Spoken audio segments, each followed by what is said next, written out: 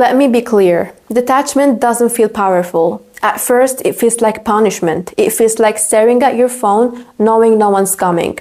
It feels like biting your tongue so hard it almost bleeds because you could explain, you could fix it, but you won't. People romanticize detachment until they're the one who has to keep their dignity while their heart is screaming. It's not poetic, it's not empowering in the beginning. It's discipline, it's control, it's sitting with the urge to chase and choosing not to. And no, you're not broken for struggling with it. You're just not addicted to self-betrayal anymore. I'm Selma, and if you're in the thick of it, good. That means you're in the right place. In this video, I'm breaking it all down. What detachment really means beyond the cliche, how attachment secretly blocks your manifestations and your peace, why it's so hard to let go even when you know it's time, the 5 real stages of detachment, and most importantly, how to actually detach. If you're tired of pretending you're fine, if your mind is still obsessing around something you know you need to release, this video is your reality check, your reminder, and your wake-up call. So take a deep breath, hit that subscribe button, and let's talk about what it really takes to let go and take your power back. You like someone, you fall for them hard. Your entire life starts revolving around this one person. You overthink every text, you wait for their replies, you create scenarios in your head, you stalk their stories, their likes, their comments, you feel anxious if they don't text back fast enough, and you keep telling yourself, I just really like him. No, you're not just into him. You're emotionally attached. You're addicted to the outcome. You are trying to control how this unfolds, whether you admit it or not. You've handed over your peace, your power, your self-worth to someone who hasn't even earned access to that version of you. And guess what? They feel it. People can feel when you're energetically clinging, when you're waiting, when you're hoping they'll choose you. And they start pulling away. Not because they're mean, not because you're not enough, but because your energy says, I need you to validate me. I need you to show me that I'm worthy.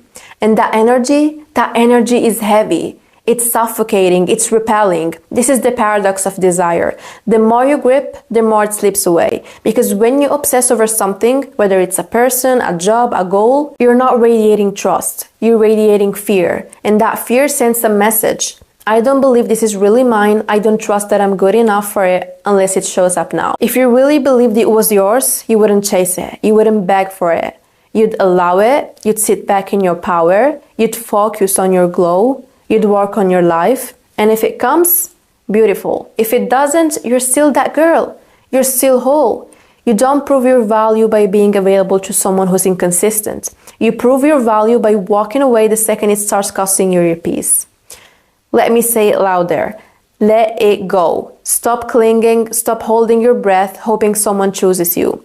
You choose you. You set the intention, you say, I want this, I know what I deserve, and then you back off. You release the need for it to happen exactly the way you imagined. Because life will never hand it to you that way. It will give you better, but only if you're not blocking it with your fear, your neediness, your obsession. And yes, it's uncomfortable at first because the mind wants certainty. It wants to know when, how, is he coming back? Will I get it? But that's the ego talking. That's the version of you that doesn't trust. The powerful version of you, she says, I don't chase, I don't beg, I don't attach myself to what's unsure. She doesn't cry over someone who can't make up their mind. She doesn't replay conversations looking for signs. She decides, she detaches, and because of that, she always wins. So if you're in that situation now where your mind is obsessing over something or someone, let me ask you this. Do you really want it? Or do you just want the version of yourself you think you'll become when you get it? Because if it's the second one, girl, wake up. That version of you, she already exists. You don't need him, you don't need the job, the call, the attention. What you need is to reclaim your energy. You need to become unavailable for anything that drains you. Because trust me, if you don't let go now, life will force you later. It will hurt more, and you will wish you had chosen yourself sooner. And remember, what's meant for you will never require you to lose yourself. Okay, you keep saying you're manifesting. You're repeating affirmations, you're scripting, you're visualizing, but the energy underneath it, it's screaming, I'm not enough. If I don't get it, I'm not worthy. That's not manifestation. That's emotional dependency. and you're lying to yourself about it. You call it faith, but you're operating from fear. You say, I know it's coming, but you panic every time it doesn't show up on your timeline. You say, I trust the universe, I trust God, but your body is tense, your mind is racing, and you're checking for signs every 5 minutes like the universe is Amazon Prime. That's not manifesting. That's begging, that's clinging, that's saying, please give it to me because I don't know who I am without it.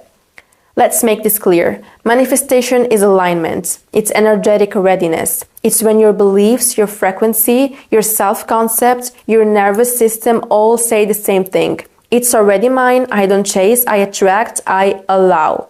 Not I need, not I hope, not I'll fall apart if it doesn't happen. You cannot manifest abundance from lack. You cannot manifest love from fear. You cannot manifest peace from desperation. Because you don't attract what you say you want. You attract what you are. And if your entire being is vibrating at the frequency of I don't have this and I don't know if I ever will, then that's exactly what the universe mirrors back to you.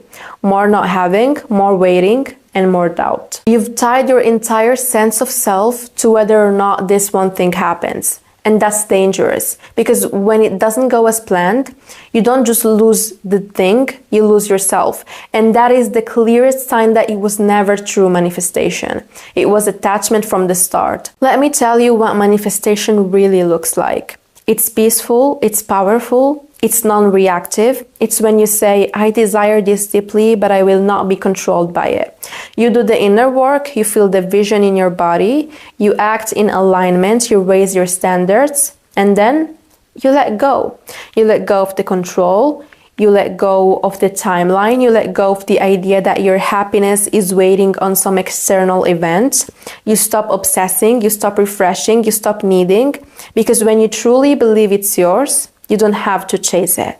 You prepare for it, you embody it, you live like it's already happening, and if it doesn't arrive exactly as you imagined, you still win, because the person you became in the process, she's the real prize. So ask yourself, are you manifesting from wholeness or from emptiness? Are you allowing your desires to flow to you, or are you strangling them with your fear of not being enough? Because until you let go, until you release the emotional grip you have on this thing, you will keep pushing it away. The universe doesn't respond to desperate energy. It responds to certainty, calm, alignment, trust. That's manifestation. So I don't care how many vision boards you've made. I don't care how many affirmations you've whispered before bed.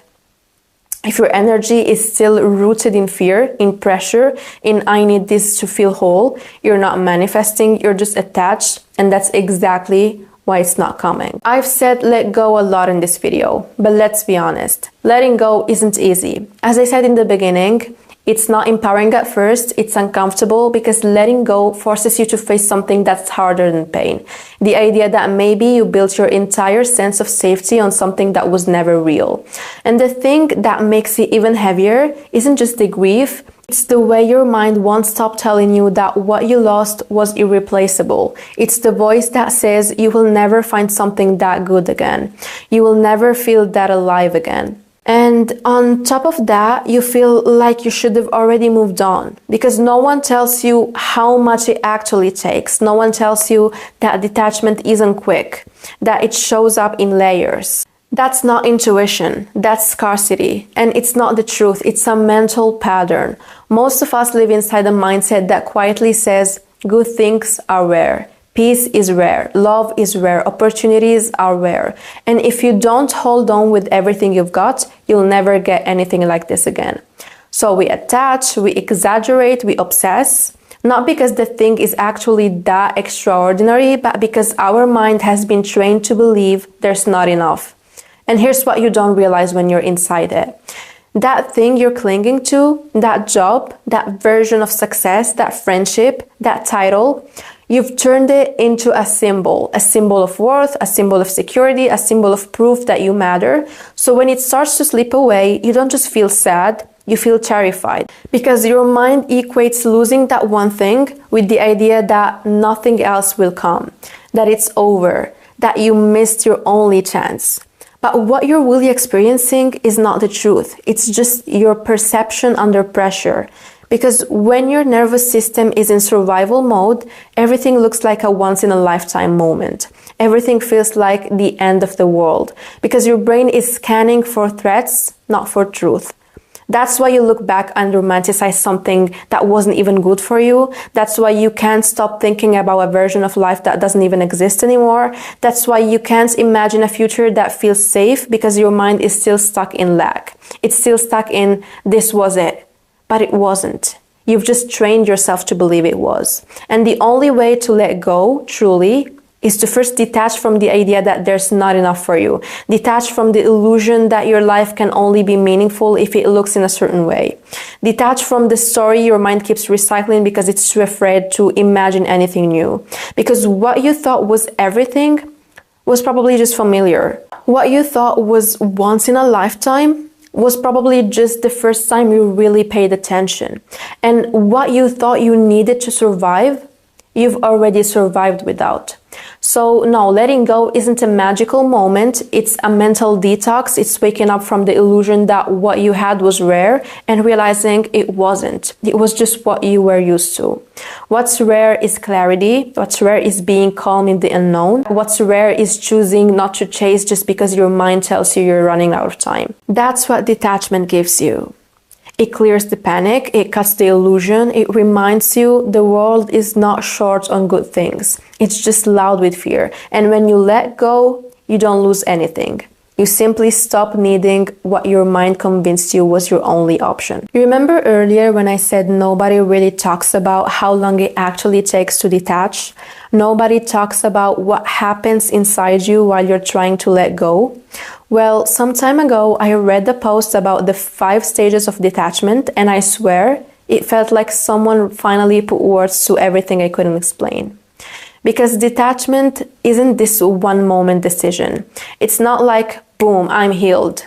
It's a whole process. Sometimes it takes weeks, sometimes months, sometimes longer, and you don't move through it in a straight line. Some days you're doing great. Other days, one thought, one picture, one sound pulls you right back. So if you've been wondering why you still feel stuck even after you've let go, maybe you're just in one of these stages. Let me break them down for you. Stage 1 is acknowledgement. This is the part where everything still feels raw. You're not detached, you're still deep in it, still wanting it, still holding your breath, hoping something changes. This is where you actually admit how much you care. You stop pretending it didn't matter. You stop acting like you're fine. You feel the wanting, you feel the loss, you feel the disappointment in your chest. This stage is uncomfortable, but necessary, because you can't let go of something you haven't even admitted hurt you.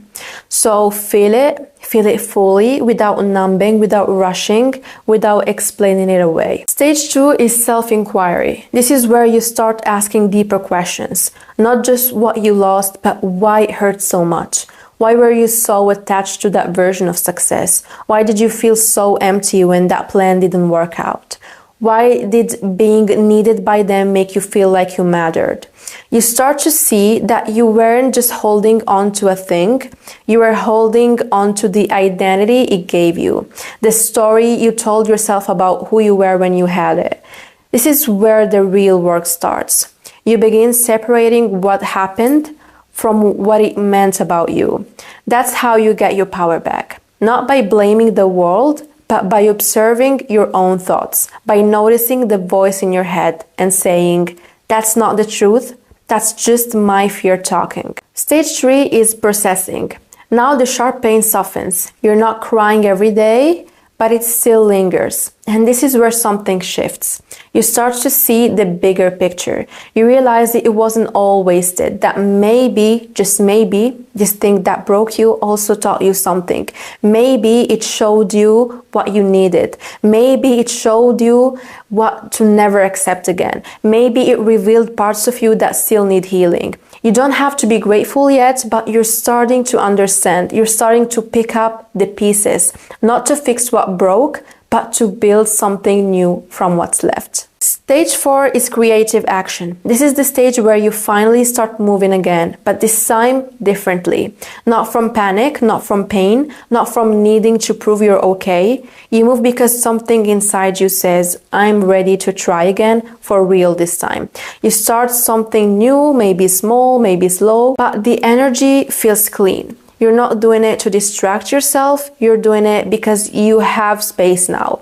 Mental space, emotional space, and you're no longer chasing, you're creating, and you know it's different because you're not obsessing over the outcome. You're focused on the process, on the doing, on the being. This is the first real taste of peace. Stage 5 is freedom. This is when it no longer owns you. You still remember it, but it doesn't take your breath away. It doesn't steal your energy. It doesn't make you spiral. You hear the song, you see the place, you think of the past, and it's just a memory, nothing more. You don't have to reframe it. You don't need closure. You don't need to go back and fix the story because it doesn't define you anymore. That's freedom. It doesn't mean you're cold. It doesn't mean you forgot. It means your nervous system is calm, your mind is steady, your heart is open, but not desperate. You don't crave what broke you. You don't chase what you've outgrown. You don't carry what you already put down. You finally feel like you again, but stronger, wiser, lighter. Okay, but how do you actually detach? You're here, you felt the pain, you've cried, you've heard enough let it go to last a lifetime, but now you're asking the real question. How do I actually do it? Like in real life, when the pull is still strong, when you're still tempted, when you still want to check, call, fix, hold on. Here's what actually helps. Cut the supply. Let's start with the part you don't want to hear. You say you're trying to detach, but every morning you're checking their page, watching their stories, leaving the door just slightly cracked just in case. You're not letting go. You're maintaining access. You're feeding something you say you want to kill. Detachment isn't just emotional, it's practical. It's what you do with your phone, with your time, with your focus, with your curiosity. You don't accidentally stay connected. You choose it over and over. And I know it doesn't feel dramatic enough to just mute, block, delete. It feels petty, right? But what's really petty is sacrificing your peace so someone who didn't choose you can keep your energy on tap. So cut the supply. No updates, no secret check-ins, no breadcrumb access. If you're trying to walk away, stop leaving the door unlocked. Let me save you months of overthinking. The endless questions. Why did they switch up? Why did they pull away? Why didn't it work out? You think if you just find that one perfect explanation, it will stop hurting. But you don't need answers. You need to admit the truth you're avoiding. You already know why. You just don't like it. They changed, they lied, they weren't for you, it ended, it wasn't your fault, and even if it was, it's done. Every time you go back trying to find a cleaner version of the story, you reattach yourself to it. You're not trying to understand. You're trying to reframe it into something that hurts less. But guess what? It's still going to hurt. So stop spinning, stop asking, stop trying to solve it like a puzzle. It's not a mystery, it's a moment, and it passed. Direct your energy like your life depends on it, because it does. Energy is not a concept, it's your reality. Where your thoughts go, your body follows, your mood follows, your actions follow. And if every day you're giving your energy to a ghost, replaying scenes, building fake futures, waiting for closure, you're draining your own power and then wondering why you feel numb. You don't break out of cycles by thinking differently. You break them by doing differently. Move, shake things up, change your environment, interrupt the rhythm. Not to stay busy, but to stop your brain from walking the same tired path again. Make it inconvenient to obsess, make it harder to spiral. You don't get rewired through wishful thinking, you get rewired through new input. So direct your energy like survival, because your peace is survival. You weren't addicted to them, you were addicted to the chaos. Let's be honest, it wasn't just about the person, it was about the chase, the drama, the adrenaline, the maybe this time. That constant emotional high and crash gave you something to feel, something to fix, something to hope for. Now that it's gone, you're not heartbroken, you're bored. And your brain is begging for a hit of intensity again. That's why peace feels uncomfortable right now. It's not because it's wrong, it's because it's unfamiliar. But unfamiliar doesn't mean unsafe. So give your mind something better to obsess over. Romanticize your growth, glamorize your soft life, turn peace into the main character, make stillness addictive, make emotional consistency sexy. You've already shown how much energy you can give to confusion. Imagine what happens when you give that same energy to clarity. Detach while you still want them. That's where it counts. You're waiting for the feelings to fade before you walk away. You're waiting for it to stop hurting before you let go. But that's not detachment, that's avoidance dressed up as patience. Real detachment happens when it still pulls, when your body wants to text, when your ego wants a response, when your mind says, just one more time. That's where your power is built, in the resistance. Anyone can walk away when they're over it, but the real shift happens when you walk away while you still want to stay. That's when the old version of you starts to break. That's it. Detachment isn't about becoming cold. It's about becoming clear. It's about choosing yourself until the things that once had a grip on you don't anymore. If this hit, don't just watch it and scroll. Sit with it, act on it, and share it with someone who needs it too. And if you're serious about doing the inner work, you know where to find me. Thanks for being here. See you in the next one. Bye.